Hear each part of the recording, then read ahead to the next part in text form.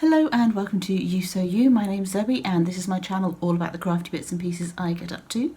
I knit, I sew, I spin on a drop spindle, I dabble in weaving from time to time, and anything else that takes my crafty fancy. But today we're talking about steeking, that's cutting your knitting. So grab a brew, put your feet up and let's get started.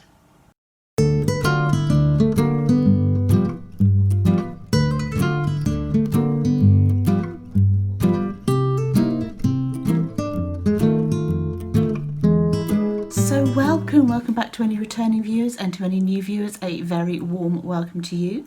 As I mentioned at the beginning of this video, I'm going to be doing some steeking today and talking to you a little bit about how I go about doing that and why you might want to. So the project that I'm going to be steeking is this Terra Nova sweater. So I've done all my colour work now and I've put my front and back stitches on hold because there's lace panels in the side of this sweater, and as you can see at the moment it's all colour work. So I'm going to be steeking the sides, ready to pick up and work those lace panels, which will be connected later on with a modified 3-needle bind off as per the pattern, and the instructions for that are in the pattern. But yeah, steeking, what is it? Why do you do it? Well, the steek is basically a cut in your knitting. Traditional Fair Isle patterns from the islands and highlands of Scotland would have been steeked, so they'd be knit in the round, and then holes would be cut for the neck, the armholes would be cut open, and that kind of thing. So that's essentially what it is. It's literally just taking a pair of scissors to your knitting strategically. Don't just hack at it, you need to know where you're going. So in order to do that, I've put in steek panels. The steek panels are included in the pattern as well. The only difference I've made to the steek stitches from the pattern is the middle stitch I've done as a purl. That's my personal preference. You don't have to do the middle of your steek stitch as a purl. I like to do it that way because then I can see where I'm cutting. But you can absolutely do it with a knit stitch. This pattern has 5 steek stitches, which is quite a common number. Sometimes you'll see 7. It's always going to be an odd number. That's the preparation work for when you're actually knitting it. The best yarn to use for something that you're going to steek, something you're going to cut, is something that's pure wool, that's going to grip a bit more to itself. Yes, you can steek, superwash and acrylic and that kind of stuff.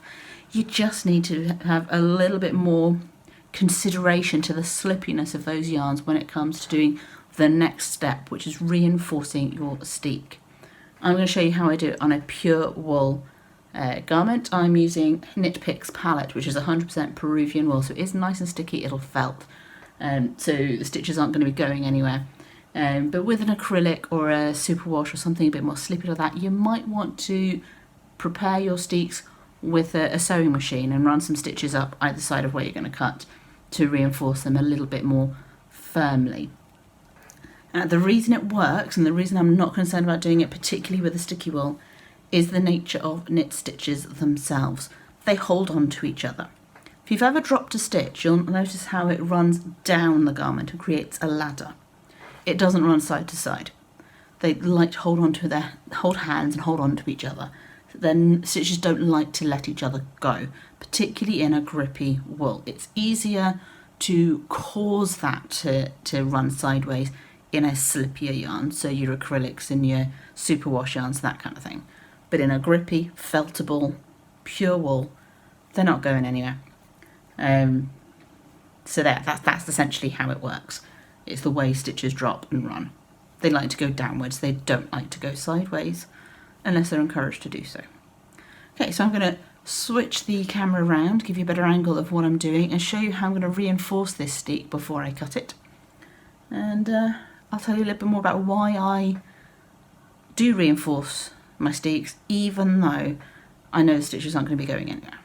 Okay, so let's shift around and take a look. Okay, so here's my Terra Nova sweater ready for steeking. I've got some yarn. This is the same yarn that I've knit the project out of, so I know it's feltable, which is going to help, which is keep reinforcing the steek over time as the sweater gets worn.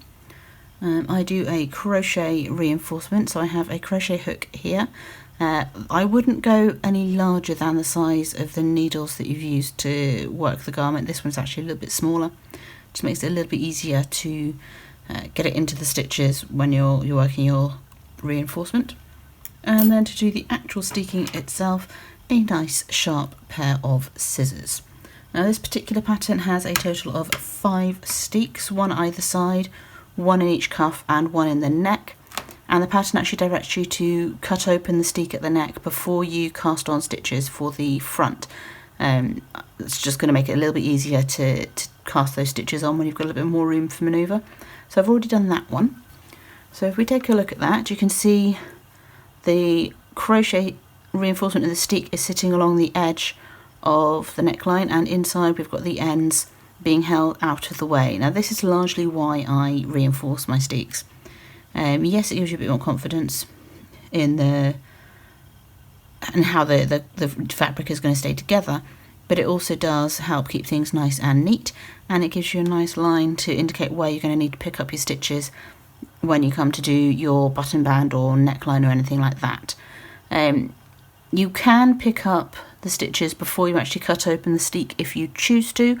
I'm not for this project just because of where the cutting comes in the pattern itself. So I'm following the directions in the pattern. After I've done the side steeks and worked the lace panel that's going to be fixed in there, I need to block the sweater. So I'm thinking if I've picked up the stitches onto a cable down the sides before I block it, that could impact how it blocks, and you want to make sure your sides are the same length. So I'm going to wait until I'm ready to actually join the lace panel and the side of the sweater together to do that. But absolutely, if you're doing a button band on a cardigan, feel free to pick that up first before you cut the fabric open. That's going to give you a little bit more security and deal with any anxieties you might have about things pulling apart as you're picking up stitches. Okay, so let's have a look at this side steek panel. Now, when you're working your steek stitches, they're not going to be following the colour work that's either side, so you can actually see where those stitches are sitting. So we've got stitch 1 and stitch 5 either side in kind of the paler colours for the most part on mine, and occasionally it's darker colour like in this band, but the background colour essentially. Then stitch 2 and stitch 4 are in the contrast colours as you go down, and then my middle stitch is in that background colour as well. And like I said, I tend to purl the middle stitch of my steek stitch. I don't think it matters particularly which order you do the colours for the stitches in. Doing the background colour may just help make it a little bit neater once you've picked up stitches if anything's not quite exactly where you want it to be. If your background colour is showing through, it's going to blend nicely and not disrupt your colour work pattern. But I think that's the only real reason to be thinking about which colour you're using where. As I say, I purl so that I can see where I'm going to cut. It's a nice easy reference with the straight lines of colour as to where you're going to put your reinforcement.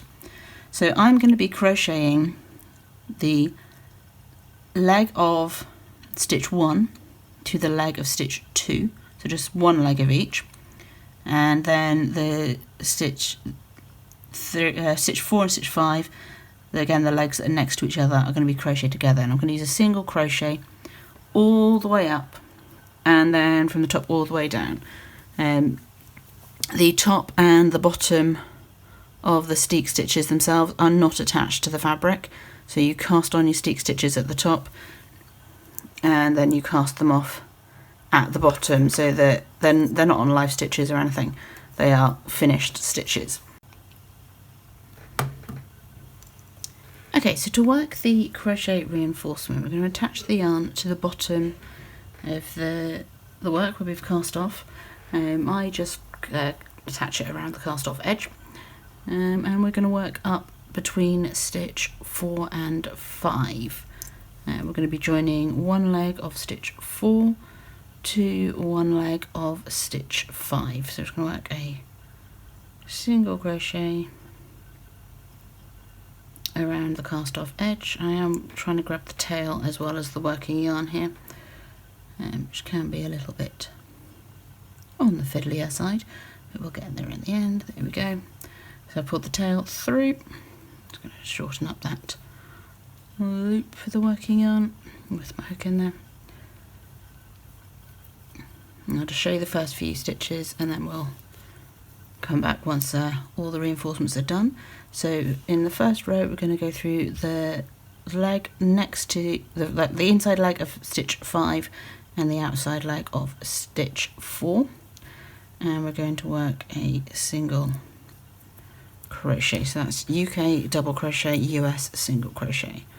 Just don't get my yarn the right way around because I normally hold the yarn in my left hand when I'm crocheting.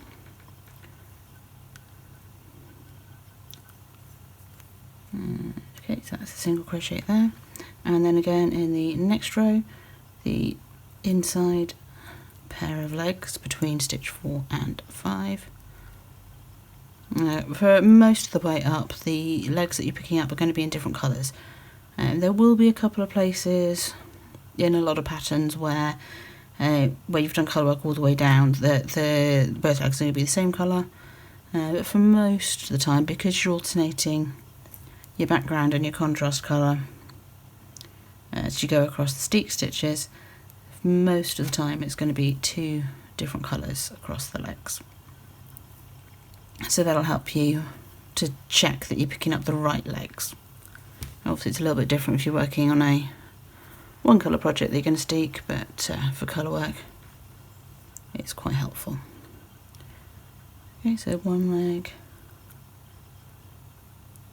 2 leg, and I'm going to keep doing this all the way up, and I'll do the same thing starting at the top, working down for the other side of the cut. And I'll come back when that's done and we're ready to start snipping. Okay, so we've got the crochet reinforcement down both sides, and as you can see it's already starting to hold itself aside to reveal the stitch that you're going to be cutting up. This is the point where if you were going to pick up for a button band, or if you wanted to pick up the stitches before you cut, you do it now. You do your reinforcement first because then you've not got any needles and cords and things in the way, and then pick up and then cut. Whether you pick up and knit the button bands first, or whether you pick up, cut and then knit the button bands is kind of up to you. Whichever you find is going to be sort of less inconvenient. So I'm going to take a pair of nice sharp scissors. I'm using these Stork embroidery scissors. So they're nice and pointy, nice and sharp. And I'm going to go slowly up between these 2 stitches, snipping as I go. And that's really all there is to it. So I'm just going to go a little at a time up that 1 stitch that I've purled. You will still be able to see if it's a knit stitch where you're going just by using the reinforcement to pull the stitches apart.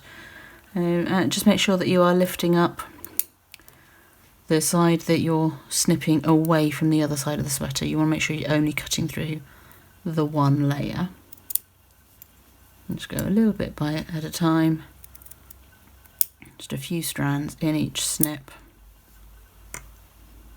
all the way up.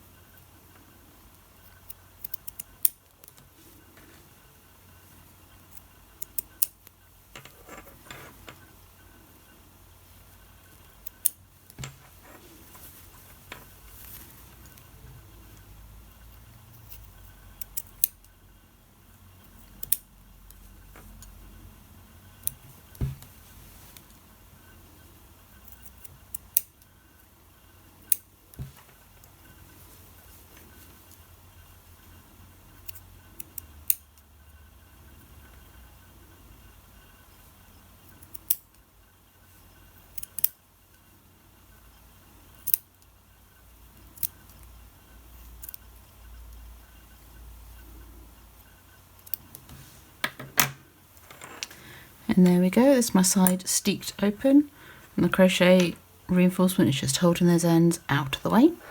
So I can now pick up stitches on the gusset here to work the lace panel as per the pattern.